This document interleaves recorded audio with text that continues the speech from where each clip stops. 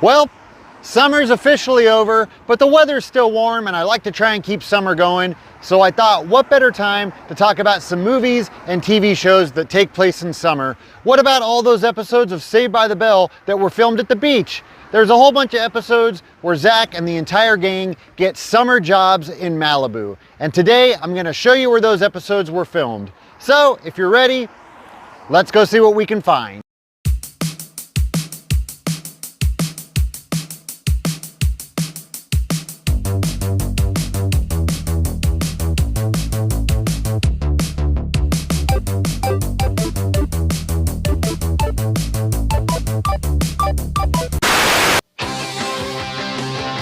So almost every Malibu Sands episode begins the same way, with the camera flying over the beach and then focusing on this building.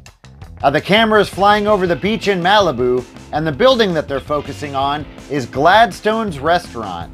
And I sadly just learned that Gladstone's will soon be permanently closing their doors after more than 50 years in business. This makes me sad because it was on the beach just a couple of 100 feet away from Gladstone's where I proposed to my wife. Starting today, this is where I work. Pretty nice office, huh? That's right. Zach and the entire gang get summertime jobs at Malibu Sands Beach House, with the exception of Lisa, who's actually a guest at Malibu Sands. And it was right here on this section of beach where Malibu Sands was. Those buildings right in front of me, that was Malibu Sands. Sort of. Unfortunately, due to the '94 earthquake, almost all of the buildings that you see in those episodes have since been torn down. There's actually only one original building that appears in those episodes that still remains, and we'll get to that in a little bit. There's also some buildings that can be seen off in the distance, and I'll be pointing those out as well. But before we get started, let me give you a little bit of history on this section of beach. This is the former site of the beach house mansion belonging to actress Marion Davies. It was built for her by her boyfriend, William Randolph Hearst, and it was a gigantic mansion where they had legendary star-studded parties. But in the late 40s, they sold the mansion and it became a hotel and the Sand and Sea Beach Club. And in the 50s, the original mansion was demolished and all that remained was the guest house and the Sand and Sea Beach Club, and that's what was used for Malibu Sands. This beach club was also famously used in Beverly Hills 90210 as the Beverly Hills Beach Club, which really doesn't make a lot of sense. But anyways, let's take a look at Saved by the Bell.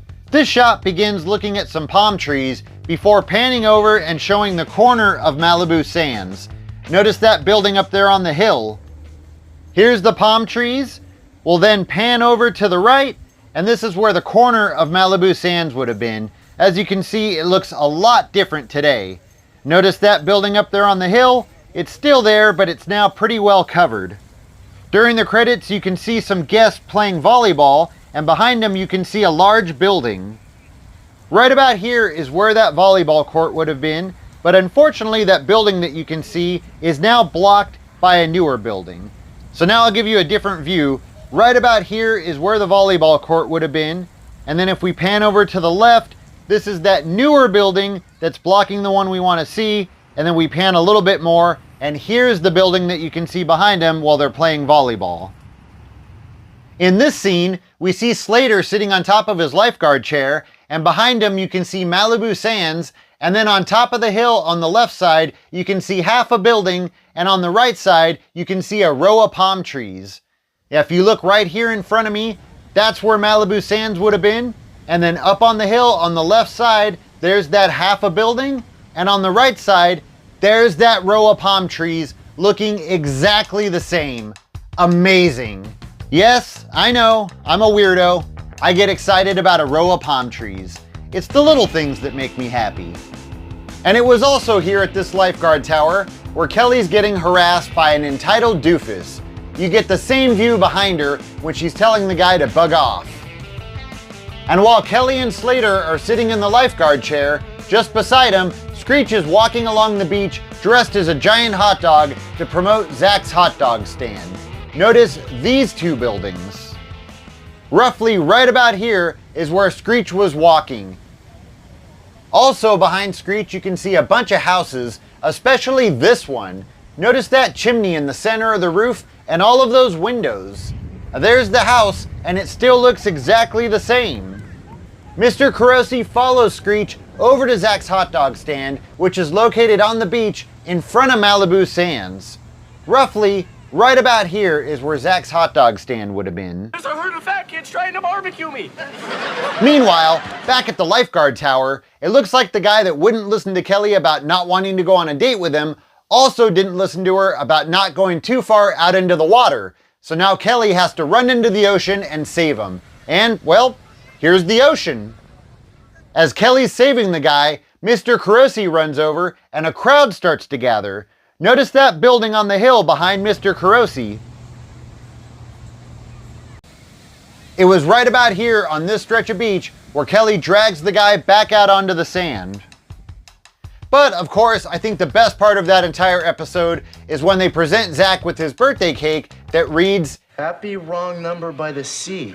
It's a long story. Obviously, if you haven't seen the episode, that's not going to make any sense to you.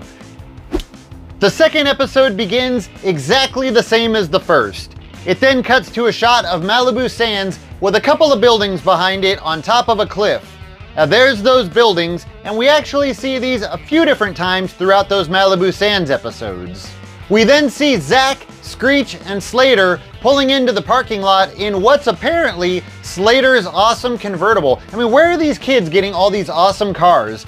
Anyways, they pull into the parking lot passing by the Marion Davies guest house. Now this is the building that I spoke of before. This is the last remaining original building dating all the way back to the 30s when this was Marion Davies' beach house. Now in this episode there's some kind of structure in front of the guest house and they come into the parking lot passing through an opening in that structure. They then make a left into their parking space and that's when Zach sees the red convertible Mustang and he falls in love with it. So they would have come through the opening right there and then come into the parking lot and made a left and parked somewhere roughly right about here. It's hard to tell exactly where that parking spot would have been, but right about here. Zach then grabs the sign off the car and declares that the car is his. Man, I hope the guy that owns it isn't a jerk. Ugh, uh-oh, this ain't gonna be good.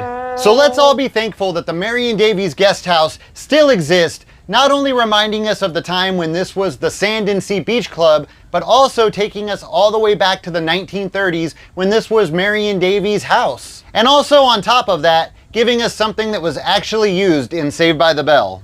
Zach and Slater are hanging out at the Lifeguard tower when they meet a guy who looks a lot like Tony Hawk sometime around 1990. Zach realizes how tall this guy is and he recruits him to be part of their volleyball team because Zach always has a scheme going on. Now that volleyball game takes place on the beach right in front of Malibu Sands. Check out this building right behind that guy.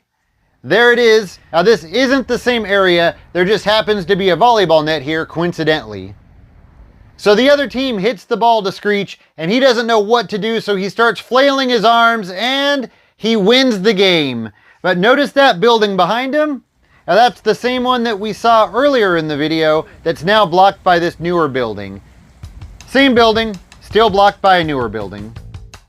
Episode 3 begins, well, I think you get the picture.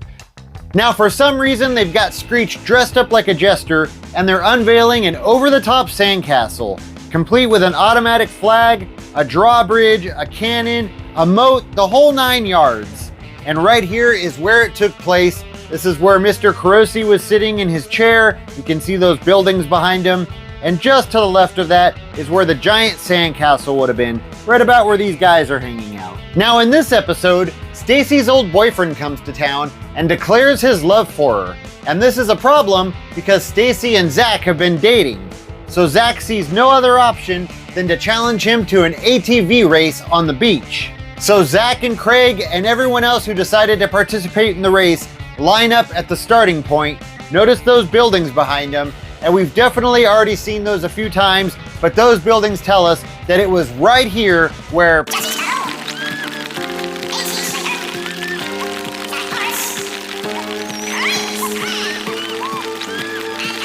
we're all lined up waiting to start the race. Now I gotta say, it's pretty amazing to think that it was right out here on this section of beach where that ATV race took place. This is where they were jumping the ATVs, and I mean, I know that it wasn't actually any of the real actors doing the racing, but still pretty cool. Surprisingly, Zach doesn't win the race, and he tells Stacy that he understands if she doesn't want to see him anymore, because he actually thinks that that's how love works, that it's based on whether or not you win a race. Anyways, she lets him know that he's the one she wants to be with, and they sit down together in front of the ocean as the credits roll. So that brings us to our 4th of July episode, and everything cool that happens in this episode takes place in front of Malibu Sands, including the 4th of July celebration. It was right there where Screech is running up to the stage dressed as Uncle Sam. Well, his Uncle Sam. Well, I am. This is what my Uncle Sam looks like. In front of Malibu Sands is also where the 4th of July games took place.